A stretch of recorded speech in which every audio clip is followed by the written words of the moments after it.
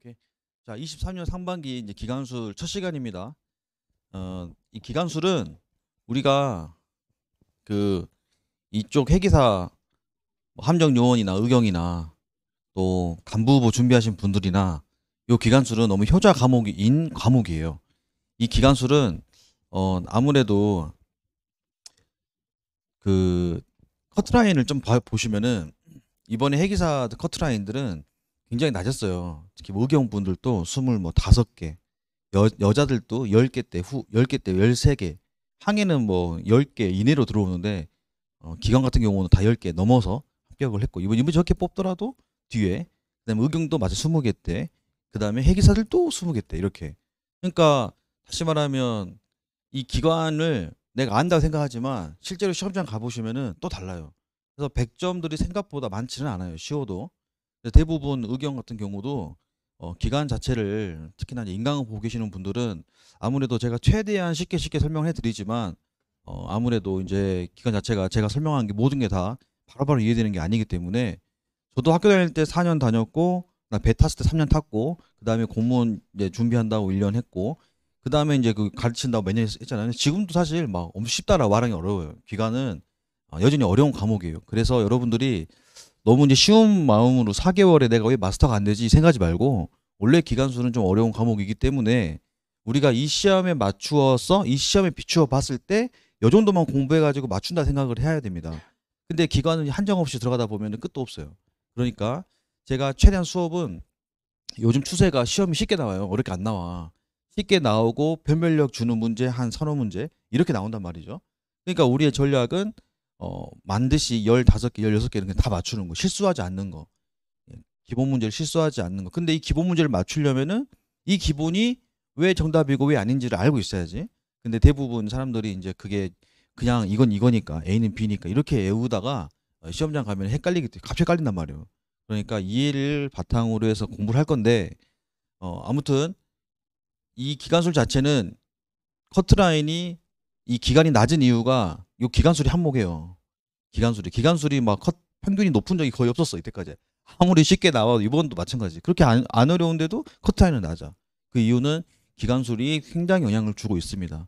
그러니까 우리는 저랑 같이 공부하는 우리들은 기본적으로 목표를 망해도 90점, 기간 망하면 90점이고 우리가 평균 95, 잘 보면 100점 이렇게 가는 목표를 갖고 있어야 돼요.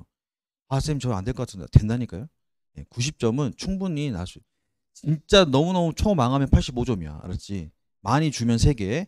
그래서 1개, 2개 다 맞든지 아니면 맥시멈 3개까지 목표를 두고 같이 공부를 하도록 합시다. 이거는 누구나 가능한 거니까.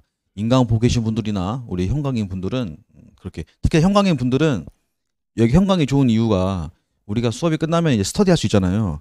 같이 이제 모르는 거 막 물어가면서 할 수 있으니까 또 물어가다가도 안 되면 저한테 오시고 제가 설명해 드리고 이렇게 가고 인강 들으신 분들은 이해가 안 되면은 우리 1대1 게시판 통해서 문의를 주시면 제가 거짐 다 그날은 다 답글 남겨 드리니까 그렇게 진행을 하도록 하죠. 자, 오늘 첫 시간인데요.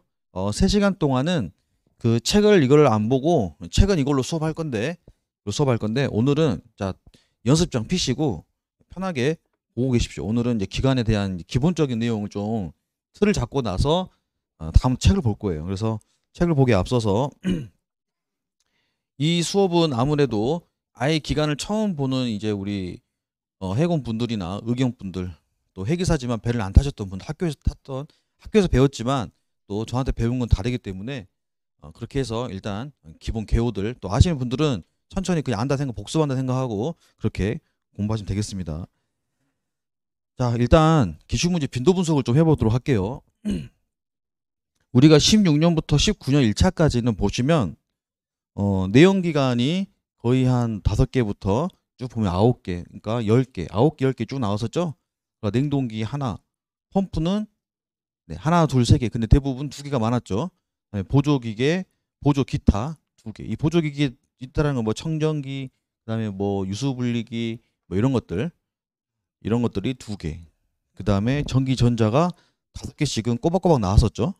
그다음에 축계 하나, 그다음 외연기관 외연기관 보일러 쪽은 거의 1개 나오든지 안 나오든지 했었고 기간이 이렇게 됐었어요. 그러니까 대부분 문제가 대부분 내연기관에 거의 절반이 집중돼 있었죠. 그리고 전기 이렇게 요 두 개가 나머진 사이드들 이런 식으로 나왔단 말이에요. 그러니까 기관수를 잘 하려면은 전기하고 그다음 내연기가 있는데 이 전기도 사실은 5개씩 나왔지만 거의 대부분 기출에서 나왔던 그냥 돌려쓰기 식이었기 때문에 사실 어렵지 않았어요. 근데 19년 3차부터 기출이 확 바뀌었습니다. 19년 3차부터 이제 기출 문제 보시면은 8기출을 해가지고 이제는 전기가 2개씩 나와요. 2개, 3개. 이때만 그랬고 3개 이렇게. 이번 가장 최근 22년 2차도 2개밖에 안 나왔어요. 그러니까 전기가 적게 나오면서 전기의 방향이 가장 기본적인 내용보다는 이제 기출이 안 나왔던 것 또는 기출이었지만 변형돼 가지고 조금 더 심도 있게 나온다든지 이런 식으로 이제 전기가 나오게 되는 거고 그 말은 이 전기 자체를 조금 더 사람들이 어려워한다는 걸 알고 있는 거죠. 본인들도 공부했던 거를. 그러니까 전기 자체를 막 어렵게 내지는 않고 대신 그 2개, 3개만 줘서 변별력을 주려고 전기 문제를 주게 됩니다. 그러다 뭐 어떻게 되냐? 원래 사람들이 전기를 시작하면 이미 마음의 문을 닫고 시작해. 전기 시작하면 수업할 때. 근데 이미 이제 문제 자체를 또 막 그러니까 그냥 대충 기출만 보고 하고 싶어하는 성향들이 많아요. 근데 여러분 항상 우리는 남들이 안 가는 길을 가야 성공이 빠르단 말이에요. 그러니까 전기 같은 경우도 앞으로 2개 나오지만 또 갑자기 이러다가 5개씩 나오고 이럴지는 아무도 모르는 거야. 그러니까 내가 전기 막 포기하고 갔다가 5개나 못 할 거냐고. 그러니까 절대 그렇게 하면 안 돼요, 공부는. 그러니까 2개가 나온다고 저도 이걸 보고 나서 쭉 보고 있잖아요, 지금. 그래서 좀 고민 중이야. 그래서 전기에 한 번 수업할 때는 진짜로 그냥 아주 기본적인 거, 나 이것만 최소한 공부하고 맞춰도 괜찮아. 5개 나오면 어쩔 수 없을 것 같아요. 라고 생각하는 사람들 위해서 가장 기본만 이렇게 암기하세요 하고 그 다음 시간에는 제가 또 왜 그런지 설명해 드리고 이렇게 좀 나눠서 할까도 생각하고 있어요. 전기 때는. 근데 제가 전기 수업할 때도 진짜 원래 전기 수업 자체가 다 기본적인 내용들만 수업을 하고 있고 이 정도만 알고 계셔도 어떻게 나와도 맞출 수 있도록 수업을 하고 있기 때문에 어쨌든 전기의 방향은 기존에 하고 있는 방향 하고 있지만 조금 더 고민해 보겠다. 왜냐하면 적게 나오는 건 인정해야 되니까. 그래서 이 부분은 아무튼 제가 수업하면 진행하면서 결정을 할 겁니다. 특이한 거 보시면은 여전히 내연기관 나오죠. 계속 내연기관 8개씩 꾸준히 나와요. 적게 나온다 해도. 그러면 전기에 적게 나온 게 어디로 갔냐 이제는 이런 거 있잖아요. 축계 그 다음에 여기 있는 펌프 3개씩 나오거나 이번 같은 경우는 축계가 많이 나왔죠.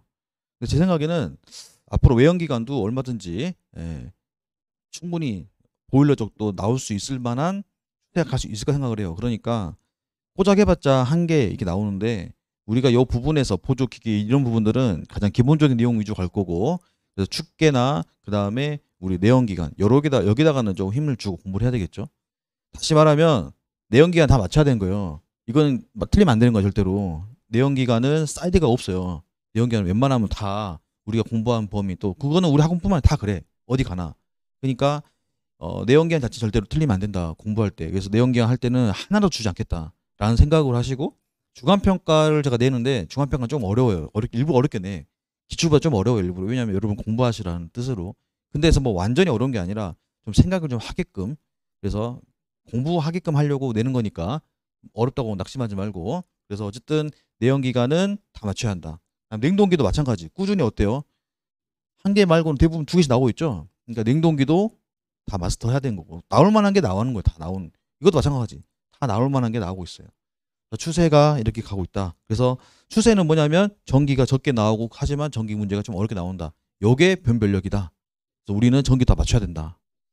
제가 말씀드린 망해도 90이란 말은 전기를 우리가 같이 공부한다는 생각으로 했을 때 그러니까 쌤이 전기 이렇게 공부하자라고 했을 때만 따라오면 사실 남도 어렵다 하지만 별거 아닌데 이렇게 생각하는 거 당연히 마음의 문을 닫지 말고 자 우리 21장 같은 경우에도 처음 나온 거야. 타일 기출했다 했잖아요. 19년 3차부터 이제 기출스럽게 안 나왔다 했죠. 이런 것들이 이제 안 나왔던 요소들이 막 나오기 시작한 거지. 봐보세요. 다 그대로 있죠. 이미 이거는 수업을 할 때 제가 이미 다가 어떤 건지를 설명한 다음 했는데 어쨌든 우리 객관식 문제집도 다 안에 있고 21, 2차 때 처음 나온 거예요. SCR이라는 전기파 나왔는데 이것도 우리 객관식 문제집에 다 있는 그대로 있는 거에 나왔습니다. 22차 마찬가지 전기 파트 이때 제가 무정정이라는 이제 무브와 전압 변동률이 중요하다 하면서 이 부분을 말씀드렸는데 딱 22차 나왔죠. 처음 나왔어. 그러니까 이걸 무시하고 안 하는 사람들은 틀리는 거고요. 아주 간단한데도 불구하고도 틀리면 너무 아깝잖아요. 자, 22년 1차 마찬가지 동기발전기 22년 1차 여기 보면 제가 수업할 때 중권 팍권하면서 설명해 드리는데 우리도 있는 거 다 설명해 드려요. 근데 이게 이번에 처음 나왔었어요. 이거는 다 어려워하겠죠. 무슨 말인 거 하고. 그러니까 이거는 따로 뭐 어디 뭐 문제집이 있는 게 아니에요. 자기들이 만든 거야 다. 그러니까 해경이 어떻게 보면 기출에 있는 것도 있지만 어떤 이론서를 가지고 자기들이 짬뽕해 가지고 이제 문제를 또 만드는 사람들도 있단 말이에요. 그러니까 이걸 대비했을 때는 우리가 이론서 중심으로 하는 것도 그건 당연히 베이스니까 그게 이런 식으로 나오니까 꼭 이론서도 같이 이렇게 봐야 된다는 거. 마찬가지 이것도 시퀀스 가장 기본적인 거예요. 반도체 회로에서 이 노드는 하고 있어야 된다라고 하는데 설명은 나왔죠 그대로. 근데 이거는 다른 이제 우리 이제 회계사 문제에 있기는 했던 문제지만 그다 우리가 다 어떻게 볼 거예요 그 전체를. 그러니까 기본만 알아도 이거는 바로 풀 수 있는 문제들. 자, 뭐 우리가 뭐 이건 별거 아닌데 RPM 우리가 피스톤 속도에서 RPM도 중요하다라고 했던 걸 갖고 오고 뭐 수력 손실 같은 경우 이것도 처음 나왔는데 이 부분은 당연히 우리가 같이 공부하는 거고 이번에 최근 나왔던 22년 2차 마찬가지 전기 문제 4개를 병렬로 연결하면 직렬로 연결할 때 저항이 B의 몇 배가 되는가 우리 객관식분 300페이지에 있는 문제 그대로 똑같이 나왔죠. 아예 그러니까 다 풀어봐야 돼요. 무조건 하나씩 풀어보고 넘기면 안 되고 자, 가장 정밀하게 할 수 있는 게 무엇이냐. 근데 이게 사실 우리 이번 기출도 그랬지만 우리가 타학원 이제 선생님이 이제 시험 끝나면은 막 답안 이렇게 뭐 알려줬는데 그 선생님도 오픈북으로 이제 이렇게 알 거 아닙니까? 그래도 불구하고도 2개 틀렸어요. 그래갖고 나는 이거라고 이제 뭐냐 마이크로비터지 당연히 했는데 이제 쌤은 이제 다른 답을 하셔갖고 이제 이유가 이제 그렇게 생각할 수도 있구나. 이게 뭐 내건가 외경인가 할 수도 있고. 근데 해경 스타일은 그렇게까지는 안 가고 아주 단순하게. 그러니까 이런 거는 우리가 이제 버니어 캘리퍼스가 뭔지, 실리너 게이지가 뭔지, 그다음에 뭐 줄자가 뭔지 이런 거잖아요. 근데 우리가 사실 여기서 줄자, 강철자 이건 자나 이것보다는 당연히 큰 거잖아요. 길이가. 그러니까 2개 중에만 비교하시면 되는 거니까 사실 어려웠던 문제는 아니에요. 그리고 우리가 윙키 같은 거 보면은 여기에 이런 공구 문제가 엄청 많이 나와요. 제가 어제도 살펴봤는데 그러니까 이 공구 문제를 제대로 안 본 사람들은 그냥 답만 외운 사람들은 뭔지 모르잖아요. 그러니까 공부하시면서도 실린더 게이지가 뭐지? 마이크로미터 뭐지? 이게 뭐지? 이제 하나씩 하나씩 찾아보는. 그러다 보면 이런 것도 당연히 어떻게 나오더라도 맞출 수 있겠죠. 그러니까 이런 식으로 이것도 마찬가지. 시험에 한 번도 안 나왔어요. 처음 나왔어요. 이제 이번 기출에. 근데 제가 맨 수업 때 하는 거예요. 저합수가 뭐고 봉수가 뭐고 이거를 알아야 한다. 기능이 뭔지 알아야 한다. 그래서 제가 이번에 그 우리 시험 치기 전에 2주 전에 제가 전국 모의고사 했잖아요. 전국 모의고사 해가지고 이문캐 냈지 않습니까? 이걸 제가 만든 문제인데 이렇게 했더니 어떻게 했어요? 시험 때 나왔죠. 이렇게 저합수 봉수에서 나왔던 문제. 그러니까 형태만 다를 뿐이지 저합수, 보합수, 치환수 이런 게 뭔지 알면은 그러니까 이걸 기능을 모르고 그냥 단수만 외우시면 안 되죠. 자, 기출 결론은 제가 잡아준 영역에서 이해 중심의 학습을 하고 그다음에 자 이게 중요해. 자, 일단은 이해 중심으로 공부를 해야 된다. 영역을 넓히지 마라. 제가 잡아준 범위만 보셔도 충분하다. 알았죠? 제가 같이 이론을 보고 같이 공부하는 것만 해도 충분하다. 반드시 이해를 해야 된다. 근데 이해도 제가 설명할 때 이 정도만 하시면 될 것 같아요 라고 하면 되는 거지 이 이상 들어가서 막 더 파기 시작하면 시간 낭비 아닙니까? 필요 없어요.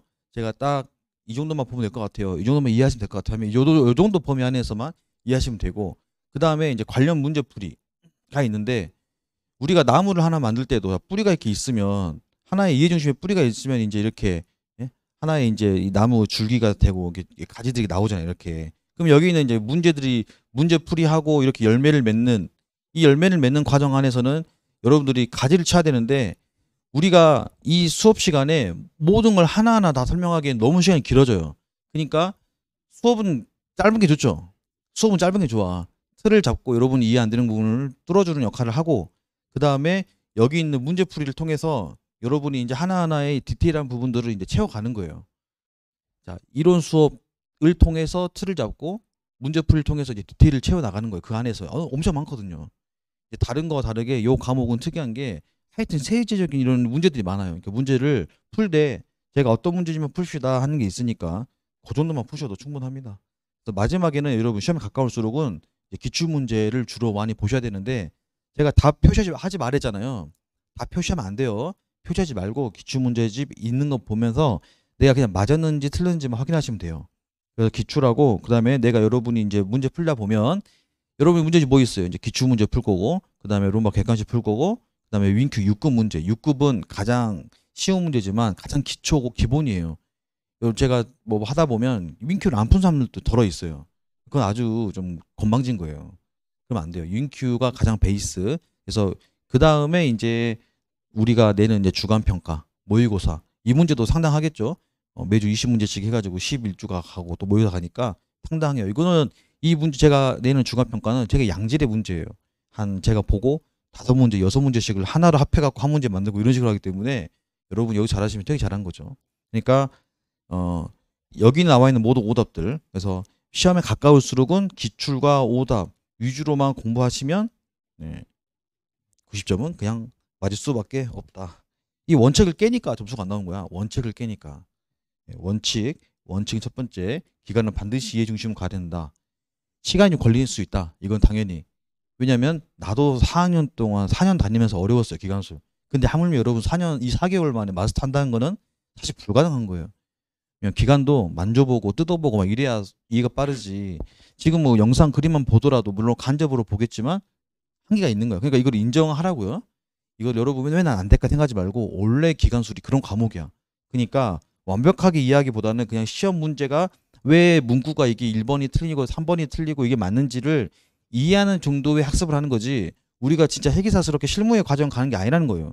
그러니까 여러분들이 이 이해라는 것도 어느 정도 문제 맞출 수 있는 정도의 이해는 하라 이 뜻입니다. 그냥 기간수를 공부하다 보면 스트레스 받는 분들이 이해가 잘 안 된대. 근데 그 이해가 하려고 제가 여기 그 저번에 그 우리 이제 해수부 그다음에 지방직 이번에 서울시까지 세 개를 합격한 이 강땡경이라는 친구가 있는데 그 여자랑 통화를 하다가 쌤이 이번에 서울시 공무원 서울시가 좀 어렵거든요. 합격했어요라 하길래 뭐 이번에 3번째 합격했네 하니까 그 친구가 이제 쌤 기간수를 하도 많이 봐서 쌤이 수업하면 다음에 뭐가 무슨 말 할지까지 다 외워버렸다 할 정도로 그 친구도 배를 안 탔거든요. 그러니까 와 진짜 대단합니다라고 생각했어요. 그러니까 이 수업을 최소한 한 번이 아니라 기본 2번, 3번, 4번 볼 생각으로 하는 거예요. 그러니까 한 번은 다 이해가 안 돼요. 원래 그런 거예요. 그러니까 이해가 안 돼도 넘어가고 또 다음 들으면서 이해하는 거고 또 한 번 이론도 정독하고 문제 풀고 또 강의 보면 또 달라 느낌이. 쌤 말이 이래서 이렇게 해서 이렇게 진행을 하셨구나. 지금은 듣다 보면은 어느 한 파트 이해가 안 돼. 그럼 이해가 안 돼. 뇌정지가 와. 그럼 내가 다음 말 하더라도 그게 안 들어오죠, 사실. 저기 뭐였지만 꽂혀갖고 계속 안 들려. 그러다 보면 흘러가 있어 시간이. 원래 그래 수업이. 그러니까 그냥 넘어가고 다시 듣는 생각하고. 그러다 보면 이렇게 해서 이래서 되는구나. 이게 되는 거니까 자주 볼 생각하고 그렇게 공부를 하면 되겠습니다. 자 이제 우리 해수부하고 이제 관세, 지방직을 준비하는 분들도 이 강의를 보고 있단 말이죠. 근데 내용은 똑같아요. 기간수나 내용은 똑같고 해수부는 총 3문제가 나오거든요. 해양수산부는 3문제인데 요 안에 이제 1번 안에 각가지 문제, 2번 안에 각가지 문제인데 대부분 다 쉽게 나와요. 어렵게 나온 적이 없었어요 아직. 그러니까 이론 강의를 들은 다음에 반드시 본인만의 노트를 만드는 거. 그리고 시험 범위는 이 지금 강의하고는 동일합니다. 그리고 해사고 교과서 꼭 구입하셔가지고 해사고 교과서는 꼭 같이 가야 됩니다. 같이. 그다음에 관세 지방직 공무원은 이론 강의를 들은 다음에 문제집은 저희 거를 볼 필요 없이 그냥 해기사 6급, 5급 이 정도 위주로 보시면 충분해요. 어렵게 안 나오고 여기는 다 객관식인데 아주 쉽게 나온다는 거. 그래서 틀리면 안 됩니다. 그래서 절대 틀리지 않도록 내가 쉬운 문제 중에 뭘 틀렸는지 꼭 체크하신 다음에 가면 되겠습니다. 해기사 문제가 19년도부터 출제 경향이 점점 어려워지고 있으니까 예전 해기사 문제 보시면 안 되고 요즘 나온 6급, 5급 위주로 공부를 하시면 되겠습니다. 특히 5급 위주로 시험이 나오니까 이렇게 하면 된다. 그러니까 우리 해경 기출 문제는 볼 필요 없다. 여기 준비한 사람들은 해경 스타일의 문제가 아니라 여기 해기사 문제 스타일로 공부를 하시라 이 뜻이고요. 해수부는 주관식이니까 이론한 다음에 반드시 본인만의 노트를 만들어라. 근데 여기서 출제를 사람들이 채점할 때는 처음에 그 글씨를 보거든요. 그러니까 글씨체가 나빠도 채점하는 사람들이 예를 들면 피스토닝을 쓰는데 이렇게 피스토닝을 써버렸다 그러면 이 채점하는 사람이 이게 피스토닝인지 뭔지 잘 모르기 때문에 그냥 X 돼버린죠. 나는 피스토닝 정답을 썼는데 이걸 X로 쳐도 된단 말이야. 이게 다 수작업이야. 해수부는 채점이 수작업이야. 사람이 한단 말이죠. 그러니까 절대로 글씨체 연습을 꼭 하셔야 됩니다. 특히 우리 회계사 남자분들이 우리 악필들이 많아. 그러니까 이 글씨체를 꼭 연습하시고 그 다음에 필요한 단어들이 있어요. 핵심 단어들. 이 단어들이 자, 이게 들어가면 3점, 이게 들어가면 2점, 이게 들어가면 1점 이런 식으로 해놨어요. 교수님이 내는 사람이. 그러면 이제 현직자가 와서 채점을 할 때 이 단어가 있는지 없는지만 보는 거지 내용이 얼마나 많냐는 전혀 어떤 체크 포인트가 아닙니다. 그러니까 많이 쓰려고 하지 말고 단어, 필요한 핵심 단어 위주로만 적는 거 이게 포인트예요. 이제 내용이 많아지면은 시험에 시간이 없다 보니까 사람이 급하니까 막 깔겨 쓴단 말이죠. 그러니까 더 악순환이 되는 거예요. 그러니까 우리 해수부 준비한 분들은 네, 단어와 글씨체를 연습해서 본인의 노트를 가셔라. 그래서 해수부 같은 경우는 22년 올해 기출이 이렇게 나왔죠. 내연기관에서 최적 효율 공식이 뭐냐, 축과 베어링의 아브레시브 만모가 뭐냐, 내연기관의 출력을 증대시키는 방법이 뭐냐, 윤활유 첨가제 4가지 써라, 과극기 역할과 과학기 서진 현상 방지 대책을 써라. 이렇게. 그다음에 진균동기가 나왔고 보조기가 나왔고. 그러니까 이제 내연, 그다음에 보조, 전기 이렇게 하나씩 이렇게 나오게 됩니다.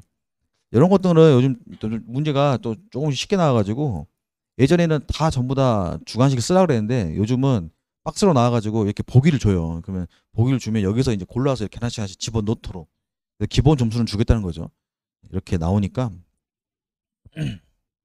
알고 계시면 되겠습니다. 이런 식으로 한 문제에 작은 문제, 한 문제에 작은 문제 이런 식으로 나오게 된다는 거.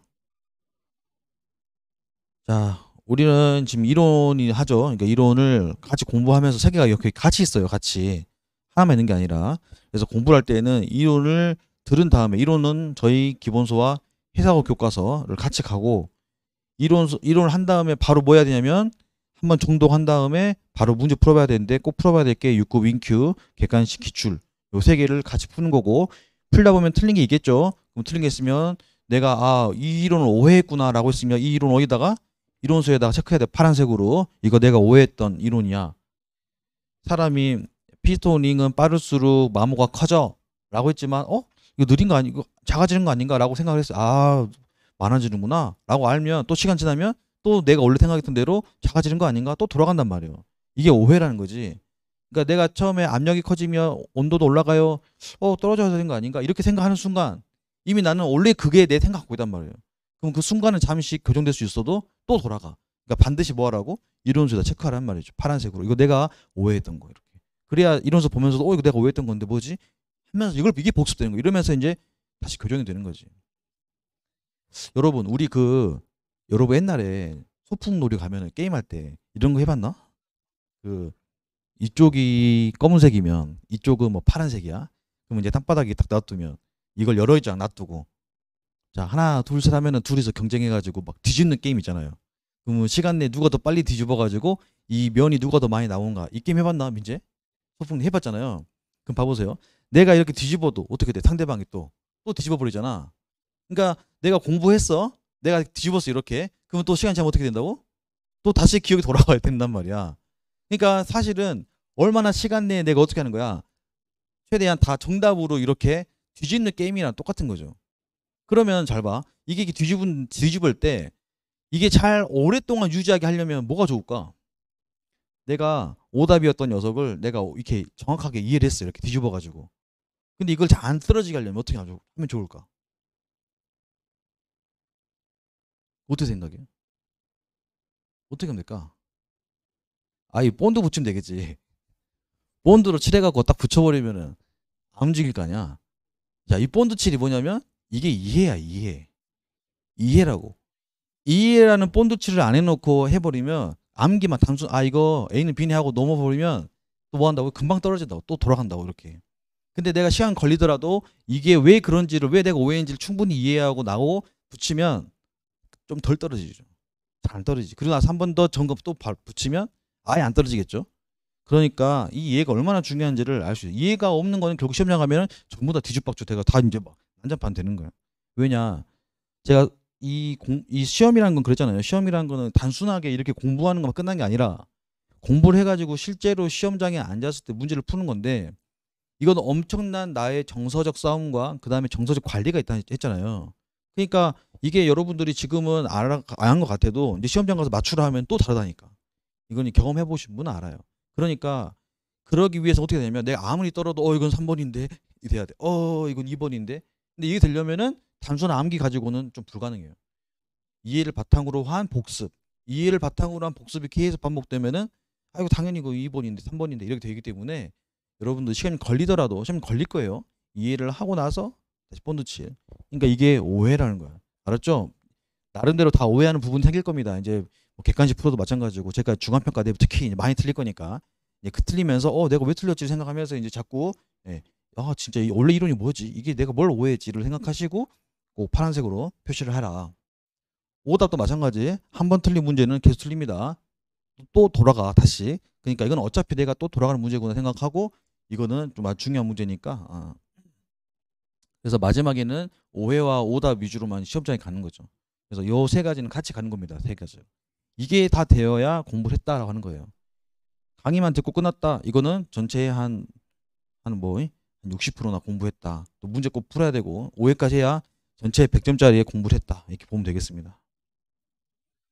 자, 원래 어려운 과목을 했죠. 그래서 이해하는 시간이 필요합니다. 그 다음에 강의를 들은 다음에 이론도 정독하시고 문제 풀고 오답 체크하고 그 다음에 오해된 부분 체크하고 그 다음에 부분 강의라는 거는 나중에 다 이렇게 하고 나면은 여러분이 한 번 강의 들었던 거에 놓친 게 많이 있을 거예요. 다시 들어보면 선생님이 언제 이거 말했지? 이거거든요. 저도 저번 주에 교수님이 논문 관련해가지고 15분 통화했는데 난 다 이해했다 생각을 했어. 근데 혹시 몰라 녹음해놨단 말이죠. 그래서 네 그래요 아론쌤 이렇게 하셔가지고 제출해 주세요 해가지고 한 번 더 교수님 말을 다시 통화 내용을 들었는데 또 다른 거지. 그 짧은 15분도 나는 별거 아닌 내용이어서 15분이어서 우리 전화하잖아요. 전화 다 이해하잖아. 근데 교수님 뭐지 이 말했지? 내가 완전히 좀 약간 오해했네. 그래서 다시 보고서 쓸 때도 다시 그때 또 느꼈어. 이게 다시 듣는 게 진짜 중요하구나. 왜냐면 우리 같이 이제 대학원 동기인 윤선 쌤이 저한테 제가 녹음을 안 하니까 선생님 너무 녹음 좀 하세요. 좀 들어보세요. 하니까 나는 이해했어요. 서야 했는데 이제 계속 또 들어보래. 다르대. 해서 알았다고 이번에 녹음했는데 또 느꼈어. 맞구나. 여러분들도 부분 강의 다시 강의를 들어보시면 확실히 다를 거다. 이거는 확실히 내가 느껴야 되겠더라고. 본인이 못 느끼면 또 못하는 거고. 자, 시험 준비 기간에 전반부에 기간수를 쓰는 거예요. 특징은 시험에 막 가까울수록 뭐 했어요? 시간을? 어디에? 강문쌤 말했죠? 어디에 쓰라고? 법규? 개론. 법규 개론에 이제 거의 80% 쓰는 거야. 시험 가까울 때는. 기간수라고 회사 영어는 하루에 1시간 내지 1시간 반이면 돼. 충분해. 근데 그게 되려면은 이 전반부에 엄청 시간 쏟아야 돼. 그러니까 반대야. 지금은 기간수 회사 영어에 시간을 많이 쏟아가지고 회사 영어도 단어 다 외우고 이해하는데 많이 써서 왜 이게 답인지 왜 이게 답이 아닌지를 여기 시간을 쏟아야 되고 기간수 마찬가지고 법규는 그렇구나 이 정도만 알고 넘어가면 돼. 그 다음에 단순 암기만 해놓고. 근데 이제 시험에 가까우면 이해가 됐기 때문에 영어는 1시간만 봐도 충분해요. 다 떠올라. 전반기 삭제. 그 전반기에 안 쓴 사람들은 후반기에 가면 이제 암기가 돼버려. 왜냐면 마음이 급급하니까 누가 이해하고 싶겠어요. 그냥 빨리빨리 답만 외우고 가고 싶지. 그러니까 사람 마음이 그렇게 안 돼 쉽게. 지금 여유가 있을 때 지금 해야 돼요. 전반기에. 그래야 고득점을 할 수 있다. 이건 전략입니다. 실패는 넘어지는 것이 아니라 넘어진 자리에 머무는 것이다. 멋진 말이죠. 네. 이해가 안 되면 실패가 또 할 수 생각하겠지만 그러지 마세요. 또 이해하려고 노력하시고 이해 안 돼 또 노력해보시고 검색해보시고 또 찾아보시고 저한테 물어보시고 될 때까지 그 자리에 있으면 안 됩니다. 다시 일어나서 또 이해해보고. 커리큘럼은 열기간 보조기간부터 해서 이렇게 쭉 잡아놨습니다. 근데 뭐 이렇게 해서 진행을 할 생각이고요. 자, 한번 오늘 첫 시간 기간의 이해에 대해서 한번 이야기해 보겠습니다. 이제 기간수를 막 처음 공부하는 사람들, 우리가 이제 결국은 엔진을 배우는 거잖아요. 엔진. 근데 엔진은 이 당시에 엔진이 있었어 없었어? 없었죠. 당시에 이제 배를 움직여야 되니까 배를 동력을 추진하는 데 있어서 이 사람들 있잖아요. 사람들이 노를 젓고. 근데 이게 너무 이제 힘들지 않습니까? 그러니까 우리는 결국 엔진이라는 거는 최종 목적이 뭐 하는 거예요? 배를 앞으로 나가게끔 하려고 하는 거잖아요. 그러니까 배를 앞으로 나가게끔 한다는 거는 이 엔진이 뭐 하는 거야? 뭔가 일을 한다는 거죠. 일을 해서 사람이 하는 일을 이제는 전기선이 증기를 끌어가지고 이 스팀이 뭐 한 거예요? 이거를 터빈을 돌려가지고 앞으로 나가게끔 하잖아요. 근데 이게 더 발전해가지고 이제 뭐 됐어요? 여기서 엔진에서 프로펠러가 돌아서 배를 앞으로 나가게 하는 거잖아요. 그러니까 우리가 공부하는 이 엔진의 최종 목적은 뭐 하는 거? 배를 앞으로 나가게 하는 거. 배를 추진시키는 게 목적이잖아요. 엔진이. 근데 이왕이면 어떻게 하면 좋을까? 이왕이면 돈 덜 들이고 잘 나가면 좋겠죠. 이제 이게 효율에 대한 얘기겠죠. 그래서 첫 번째 목적은 엔진을 쓰는 이유는 배를 앞으로 나가게 합니다. 그럼 앞으로 나가게 하려면 뭐가 필요해? 프로펠러가 필요하겠죠. 그러니까 요 프로펠러를 돌려가지고 배를 미는데 실제로 보면은 우리가 작용 반작용 법칙을 보면 땅 때리면은 내 손이 얘를 때렸지만 얘도 날 때리는 거잖아요. 내가 벽을 땅 치면은 내가 벽을 치는 것도 있지만 또 벽이 나를 치죠. 내 손도 아프잖아. 세게 치면 칠수록 내 손 더 아프잖아요. 그것처럼 이 프로펠러가 물을 밀지만 실제로는 누가 미는 거야? 물이 프로펠러를 미는 거죠. 그렇죠. 그러니까 추력이 발생하는 거지. 그러니까 얘가 크면 클수록 세게 때릴수록 어떻게 돼? 물도 얘를 세게 때리겠죠. 그럼 어떻게 하면 세게 때릴 수 있을까? 같은 한 바퀴라면 어떻게 하면 좀 빡세게 돌릴 수 있을까? 이런 고민하지 않겠습니까? 엔지니어들이 다 동과 관련이잖아. 어떻게 하면 적게 투입하고 효율을 낼 수 있을까? 그래서 우리가 엔진을 이 배를 돌리는데 이 프로펠러라는 걸 달아가지고 돌릴 건데 이 프로펠러를 돌린다는 거는 얘가 지금 축이 있잖아. 축이. 그럼 축을 뭐 하는 거야? 회전시키는 거죠. 회전을 시키는 거고 그 회전을 돼가지고 배가 앞으로 나가는데 이렇게 프로펠러가 돌리고 그다음에 이렇게 라다가 있어요. 그러니까 엔진은 결국은 프로펠러를 돌리는데 자 여기 보시는 것처럼 엔진의 역할은 프로펠러를 돌려요. 그럼 그 중간 축이 있죠. 축. 그리고 이제 뭐 역전기나 감속기나 이런 것들이 클러치 이런 것도 여기 있는 거고 우리가 이제 축을 돌릴 때 결국 이 우리가 공부하고자 하는 이 엔진 그러니까 기관을 처음 공부하는 사람들은 제가 지금 앞으로 말할 부분은 다 여기에요. 열기관은 여기야. 그리고 동력, 축계라는 거는 여기를 공부하는 거예요. 알았죠? 그러니까 여기 있는 게 플라이휠이라는 게 하나 있어요. 그럼 플라이휠까지가 엔진 파트라 부르는 거고 이 플라이휠을 넘어서 여기부터 여기까지는 전부 다 추진 축계 파트 이렇게 공부하는 거야. 이해하셨죠? 그래서 우리가 지금 앞으로 공부할 내연기관, 열기관은 여기 파트를 공부하는 거다라고 기억하시고 그러면 얘의 목적은 뭐냐? 얘 다 띄워보세요. 얘 없다 생각하면 결국 얘가 뭐 하겠어? 얘 돌겠죠. 회전하겠지. 왜냐면 프로펠러 돌려야 되니까 얘가 뭐 해야 되겠어요? 회전해야 되겠죠? 회전. 그럼 결국 얘 엔진의 목적은 뭘 만드는 거야? 회전을 만드는 거죠. 회전을. 돌려야 되니까 회전을. 그러면 이 회전이 기왕이면 회전이 어떻게 되게 일정하게 회전을 하고 그 다음에 큰 힘을 내면 좋겠죠. 얘를 돌리려면은 이 힘이 엄청 세야 될 것 같고 두 번째는 이 속도가 일정해야 될 것 같으니까 이 엔진에게 요구되는 게 어떨까? 회전 자체가 최대한 일정하게 가면 좋겠다. 그리고 큰 힘을 내면 좋겠다. 이런 거 아니겠습니까? 그러니까 이게 이 엔진 파트가 가는 거다. 그래서 이런 식으로 우리가 결국의 목적은 회전을 시켜서 축을 돌려 프로펠러를 돌리는 게 목적이다. 우리가 영상을 하나 보도록 하죠.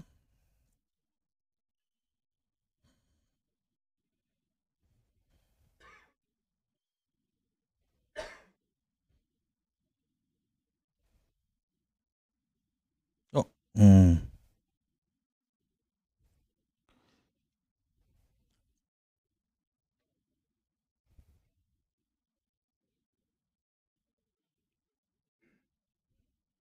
요새는 15초나 돼? 자, 이게 이제 엔진인데, 자, 엔진은 회전을 한다 그랬잖아요. 그러면 회전을 하니까 여기 보면은 결국 요 아래에 있는 파트에서 회전한단 말이에요. 아래에 있는 파트에서. 그럼 아래에 있는 파트가 결국 회전을 하는데 이 아래에 있는 회전을 하기 위해서 어떻게 해야 되냐면 여기 위에 있는 것처럼 이 녀석이 계속 위아래로 움직이면서 얘를 회전을 시켜주는 거죠. 위아래로 움직이면서 회전을 시켜주는 거고 이거를 한 기통 1번 실린더라 불러요. 그럼 여기는 2번 실린더, 3번 실린더, 4번 실린더 이렇게 부르는 거죠. 그러면 기통이 하나, 둘, 셋, 네 개 있으니까 이거는 4기통 엔진이라 부르는 거고 결국 엔진 최종 목적은 뭐 한다고? 얘를 회전을 부드럽게 계속 시키는 거죠. 그래서 여기 있는 부분가 이제 회전이 부분 되겠죠. 회전 부분. 그다음에 여기는 계속 위아래로 움직이니까 왕복 부분, 왕복 운전. 그다음에 왕복 운동, 여기는 회전 운동 이렇게 하는 게 되겠죠. 그래서 위에는 계속 움직이고 아래는 회전을 하고 있고 이런 메커니즘을 갖고 있어요. 그래서 요 아래에 있는 파트를 이제 우리는 이제 크랭크 파트라 불러요. 크랭크. 그다음에 여기 있는 거를 여기 위에 머리 있는 부분을 피스톤. 그리고 요 아래에 있는 거를 얘하고 연결해 놨으니까 연결이니까 커넥트. 그래서 커넥팅 로드라 불러요. 연접봉 이렇게 불러요. 연접봉. 그 요 사이를 이제 얘가 체결돼 있으니까 볼트가 하나 체결돼 있고 그래서 이거를 크랭크 핀 볼트 이렇게 체결돼 있어요.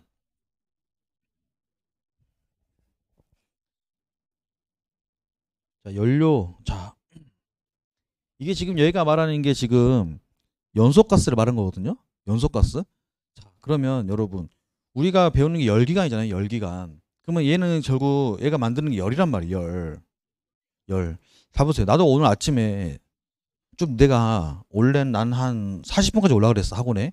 근데 10분 늦었어. 50분 도착했거든요. 52분 도착했어. 근데 그 이유가 뭐냐면 아침에 그 저기 샤워하려고 보일러 틀었는데 뜨거운 물이 안 나와. 시간이 걸리더라고. 가끔씩 그래. 가지고 좀 오래 좀 기다렸어. 한 5분 넘게 기다렸던 것 같아. 그냥 샤워실 안에서 서 있었어. 아이 뜨거운 물이 안 나와. 근데 봐봐. 열. 나는 얘한테 뭘 얻고 싶은데 뜨거운 물을 얻고 싶잖아요. 뜨거운 물을. 찬물 차갑잖아. 그러면 내가 찬물을 나한테 샤워하면 내가 열을 뺏기는 거야, 열을 내가 받는 거야. 어떻게 돼? 찬물로 샤워하면 내가 열을 뺏기는 거야, 열을 내가 받는 거냐? 뭐냐고. 찬물로 샤워하면 춥잖아. 춥다는 건 무슨 의미야? 내 열을 뺏겠다는 거잖아요. 내 열을 뺏기니까 내가 춥다고 느낀 거 아니겠습니까? 뜨거운 물을 내가 샤워하고 싶은 이유는 뭐예요? 열을 받으니까. 열을 받으니까. 여러분 찜질방이든 뭐든 온열 치료든 우리가 뭔가 치료하고 에너지를 받는다는 게 차가운 걸로 합니까? 아니야. 대부분 다 뜨거운 걸로 한단 말이에요. 열을 줘가지고 그 사람한테 에너지 준단 말이지. 이해돼요? 그러니까 내가 오늘 뜨거운 물, 내가 춥지만 뜨거운 물을 받아서 내가 아주 기분 좋게 따뜻한 물로 샤워하면 기분 좋잖아요. 그죠? 그러면 열을 받은 거잖아. 그러니까 열이라는 이제 이야기를 우리가 이해할 때 단순하게 야 연소가스 갖고 돌리는 거야 생각하지 말고 이 열이 갖고 있는 본질이 뭘까 생각해 봐야 돼. 본질이 뭐냐. 그러니까 열은 뭐냐. 열은 뭐냐. 이렇게 얘기하는 게 정확해. 열은 에너지예요. 에너지. 에너지는 여러 가지 에너지가 있죠. 열 에너지, 뭐 운동 에너지, 그다음에 관성 에너지, 에너지가 많잖아. 그러니까 우리는 이 자연계에 에너지라는 게 있는데 이 에너지의 한 형태가 열이란 거야, 열. 그러니까 열은 결국 에너지는 거지. 그러면 이 에너지가 크다 적다 하면 열은 높은 게 뭐예요? 높은 에너지가 될 것이고 낮으면 낮은 에너지가 되겠죠. 이해되세요? 이해돼? 그러니까 내가 엔진이 입장에서 에너지를 가지고 배를 돌릴 거잖아. 배를 추진할 거잖아. 그럼 당연히 높은 에너지가 필요하겠죠. 그럼 높은 에너지는 곧 뭘 따지는 거야? 열로 에너지를 보낼 거니까 뭐가 필요해? 고온의 가스가 필요하겠죠. 그렇지 않아? 고온의 가스가 높은 에너지를 갖고 그 높은 에너지가 프로펠러를 빡세 돌릴 수 있잖아요. 근데 연소가스 온도가 낮으면 힘이 약할 거 아닙니까? 낮은 에너지잖아요. 비교적. 이해되나요? 그러니까 이 열을 만드는 데 있어서 높은 에너지를 갖는 게 포인트 아니겠습니까? 그쵸? 근데 내가 여기서 연소가스를 만들어가 열을 만들 건데 자, 이 열을 만들 때 필요한 게 뭐가 필요할까? 공기. 자, 또 이 점화장치. 점화. 불 붙여야 되니까. 또 탈 거. 연료가 필요하겠죠. 우리 라면 끓일 때 생각해봐. 라면 끓일 때. 가스레인지 딱 틀었는데 가스가 안 나올 때 있잖아요. 가스가 안 나올 때. 그럼 가스가 안 나온다는 건 뭐부터 확인해 보지, 보통? 가스 밸브 열렸는지 아닌지 확인하잖아요. 연료. 연료가 들어온지 확인하고, 그 다음에 또. 그러긴도 안 나와. 나도 그랬어. 한 몇 달 전에. 집에서 라면 끓여 먹으려고 틀었는데 안 나오더라고. 한참 했는데, 틱틱틱 안 나와. 왜 안 나오지, 왜 안 나오지 하다가, 막 검색하고 찾아봤더니, 우리 몰랐더니, 우리 거기 가스레인지 밑에 그 점화장치 건전지가 있더라고. 난 그때 처음 알았어. 왜냐면 나는 평상시에 잘 요리를 안 하니까. 그때 그래가지고 이제 건전지가 있다는 걸 알고 사가지고 아래에서 들어가갖고 바꿨지. 이게 나오더라고. 이게 뭐예요? 이게 점화장치지. 건전지가 있는 게. 그쵸? 건전지가 있어야만 그게 불 딱 비길 때 처음에 스파크 일어나잖아요. 그래야 나는 거잖아. 근데 기본적으로 우리가 자연에는 공기가 있으니까 공기가 가서 이제 가니까 이제 열이 나지 않겠습니까? 가스레인지가 불이 켜지겠지. 이해되시죠? 그러니까 엔진도 똑같지. 그럼 엔진 파트에서는 이제 공기 집어내야 되고, 그다음에 점화가 필요하고, 그다음에 연료가 있지 않겠습니까? 그러면 내가 이 고온이란 걸 만든다 했을 때 높은 에너지를 만들기 위해서는 이 중에서 뭐가 더 중요할까? 어떻게 하면은 이걸 만들 수 있을까? 우리의 포인트는 이거니까. 공기를 가급적이면 어떻게 하면 좋을까? 많이 보내면 좋을까? 적게 보내면 좋을까? 응? 적당하게, 적당하게. 근데 적당하게 보내는데 가급적이면 많이 공기를 집어넣어줘야, 아니 공기가 많이 집어넣어줘야 그만큼 열도 높은 에너지 가질 수 있겠죠. 그러니까 공기의 흐름이 어떻게 좀 안정적으로 공급이 되면서 이왕이면 많은 양의 공기가 들어가면 좋겠다. 여기 이해하셨죠? 그러면 그렇게 엔지니어들이 설계를 하겠죠. 퀴즈도 짜고 막 고민도 할 거 아니야. 어떻게 하면은 좀 많이 들어갈 수 있을까? 이런 고민하지 않겠습니까? 두 번째는 점화는요. 불을 붙이는 거야. 불을 붙일 때 우리가 가스레인지처럼 그냥 아예 전기 스파크로 할 수도 있고, 아니면 요 공기를 엄청나게 압축을 하면은 어떻게 돼? 하면은 요 손바닥 안에 온도가 어떻게 돼요? 하면은 손바닥 온도가 안에가 뜨거워지잖아요. 그쵸? 뜨거워진다는 말은 내가 어떤 밀폐된 공간에서 공기를 훅 하고 압축시키면 온도가 올라가잖아요. 그러면 그 온도가 올라가는 그 온도를 가지고 점화를 한다는, 그걸로 이제 우리가 압축 점화를 하는 거야. 압축 점화. 두 번째. 그래서 점화는 전기에 그냥 내가 건전지 같이 그냥 아예 점화 장치 전기를 투입해서 전기 스파크를 일으키든, 아니면 엄청난 압축을 해가지고 고온을 만들어서 그 열까지 만들어 버리든. 여러분 우리가 그 화재 사고 중에 K급 사고라고 있어. K급. K급 뭐예요? K급 화재 들어봤어요? 뭐예요? K급이. K급 화재. 안다며. 그럼 기억이 안 난다 해야지. 왜 안다 해? 헷갈렸어? 오케이. 동민이 K급 화재가 뭐야? 들어봤어? 헷갈려? K급 화재는 키친이야. 키친. 그러니까 주방 화재지. 주방에서 일어나는 화재를 우리가 K급 화재를 한단 말이에요. 그러면 K급 화재 일어나는 이유가 뭘까? 대부분 어딜까요? 광호나. 어디서 날까? 화재가. 그렇지. 요리하다 나눌 거니까. 근데 그 중에도 식용유란 말이야. 식용유. 우리가 이 불판에다가 이 식용유를 담아가지고 이 가스를 이렇게 불이 있으면 이 식용유가 온도가 점점 올라가거든요. 근데 식용유는 뭐야?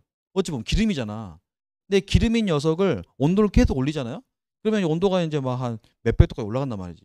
그럼 여기서 뭐가 돼버려? 불이 나, 불이. 그러니까 식용유가 자기가 갖고 있는 온도가 계속 올라가다 보면 자기가 불이 붙는 온도까지 올라가 버리면 자연적으로 불이 붙어버려. 스스로. 그게 그 온도가 만든 거잖아요. 그 온도가. 그러니까 이 점화도 마찬가지지. 이 기름이 점화할 수 있을 만큼 온도만 설정해주면 자동으로 그냥 기름이 붙어버린 거야. 그게 우리가 화재 나는 것처럼. 그러니까 제일 먼저 뭐 해야 되냐면 얘를 온도를 낮추는 게 중요해.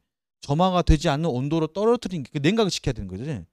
그러니까 위에다가 뭘 붙죠. 막 이제 뭐 불을 끄는 것도 중요하지만 이 온도를 낮추는 게 더 중요한 거야. 그걸 냉각 작용을 하는 거잖아. 냉각 시키기 위해서 이제 양배추 같은 거 위에 덮어놓으면 이제 수분을 먹으면서 온도를 다운시키거든요. 절대 물 뿌리면 안 되잖아. K급 화재의 특징은 절대 물 뿌리면 안 돼. 물을 딱 뿌려버리면 어떻게 될까? 그럼 그 압력 때문에 얘가 기름이 막 사방에 튀거든요. 근데 기름 온도가 안 떨어져 있으면 어떤다고? 계속 불 난다니까. 점화 온도가 안 떨어진 상황에서 물을 뿌리면 어떻게 되냐? 그 물의 압력 때문에 흩어지니까 완전 사망대 이제 불이 나는 거죠. 이해되시죠? 그러니까 절대 물 뿌리면 안 돼.